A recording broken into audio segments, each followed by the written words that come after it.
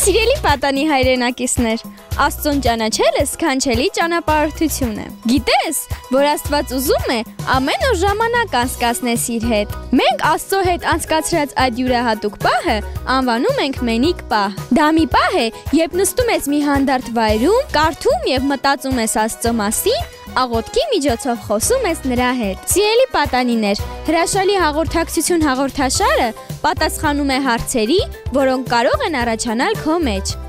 Օրինակ, ինչու հնազանդվեմ Աստծուն, երբ ուրիշները դա չեն անում։ Կամ ինչու է Աստված թույլ տալիս, որ վատ բաներ պատահեն։ Արդյոք Աստված միշտ պատասխանում է աղոթքներին։ Դե, սիրելի պատանի, պատրաստ ես ճանապարհորդության։ Եթե այո,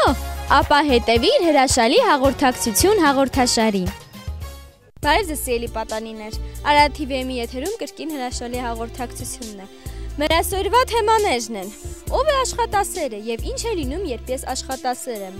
Կողոսացիների 3-րդ գլխի 23-րդ խոսքը հետեւյալն է ասում. ինչ որ անում եք սրտանց արեք, որպես Տերոջ է եւ ոչ թե մարդկանց։ Հավանաբար ծնողներդ քեզ ասում են. սովորիր դասերդ, մաքրիր սենյակդ, դաշնամուրի դասը պարապիր։ Այս ցուցակը կարող ենք շարունակել։ Լավ չէ, երբ ասում ես ոչ հիմա, կամ էլ ես ինձ լավ չեմ զգում։ Առակաց 13:4-ում գրված է. ծույլի հոգին ցանկանում է, բայց բան չունի, իսկ ջրաժան մարդը կգիրանա։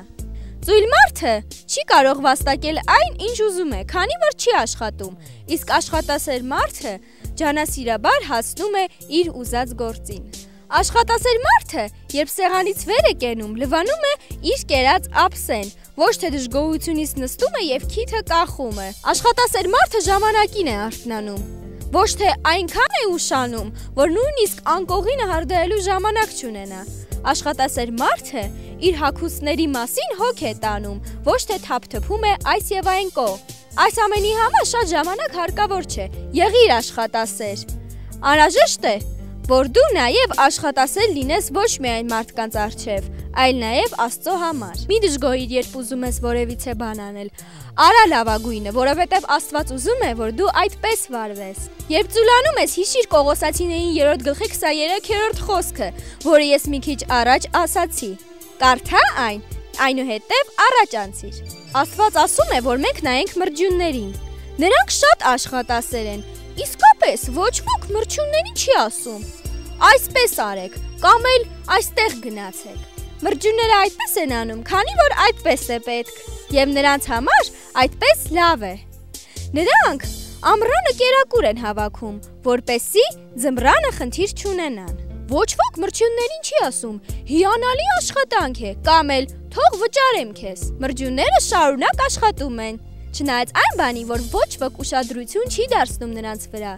Առակաց 6-րդ գլխի 6-րդ համարը հետևյալն է ասում. ով ծույլ, գնա մրջյունին, նրա ճամփան տես եւ իմաստուն եղիր։ Հնարավոր է, որ դու լինես շատ աշխատասեր, սակայն քո կատարած ծանր գործի համար որևիցե դրամ չստանաս։ Հնարավոր է, որ քո կատարած գործը մարդը չտեսնի, սակայն հիշիր, ինչ էլ որ անես, Աստված տեսնում է։ Աստված տեսնում է քո կատարած աշխատանքը։ Ինչ էլ որ անում ենք, Աստծո համար ենք անում։ Աստված տեսնում է քո կարիքները եւ անպայման կհոգա, եթե դու աշխատասեր լինես։ Աստծուն հաճելի է, երբ քո աշխատանքը անում ես ողջ սրտով։ Դու կարող ես լավ քրիստոնյա դառնալ, սովորելով նորանոր աստվածաշնչյան համարներ։ Սովորիր դրանք։ Կրկնիր այն համարները, որոնք արդեն սովորել ես։ Ամեն օր կարդա Աստծո խոսքը։ Ժամանակ հատկացրու աղոթքի համար։ Դու չպետք է սպասես, որ ինչ-որ մեկը քեզ ասի, որ դու պետք է այդ անես։ Աշխատասեր մարդիկ նկատում են այն գործերը, որոնք պետք է արվեն, այնուհետև անում են դրանք։ Նրանք մրջյունների նման են։ Հիմա ձեզ կուղղեմ մեր այսօրվա հերթական հարցերը։ Առաջին հարց. Ինչ գործերում Աստված քեզ օգնեց այս շաբաթ, որ ջանասիրաբար անես։ Եվ երկրորդ հարց. ինչու է Աստված մեզ ասում, որ սովորենք աշխատասիրություն մրջյուններից։ Այս հարցերի պատասխանները ուղարկեք մեր ինտերնետային կայքին։ Հիմա եկեք աղոթենք։ Սիրելի Աստված, օգնիր, որ ամեն աշխատանքի մեջ չծուլանամ եւ ջանասիրաբար կատարեմ իմ գործը, քեզ հաճո լինելու համար։ Օգնիր, երբ ծուլանում եմ, բացեմ եւ կարդամ Կողոսացիներին 3-րդ գլխի 23-րդ խոսքը։ Խնդրում եմ, օգնիր, որ միշտ լինեմ աշխատասեր։ Հիսուսի անունով, ամեն։ Դե սիրելի պատանի, տեսար թե ինչ լավ բան է աշխատասիրությունը։ Հիշիր, որ երբեք ծուլանալը լավ բան չէ։ Այսօր այսքանը, կհանդիպենք մյուս անգամ։ Ցտեսություն։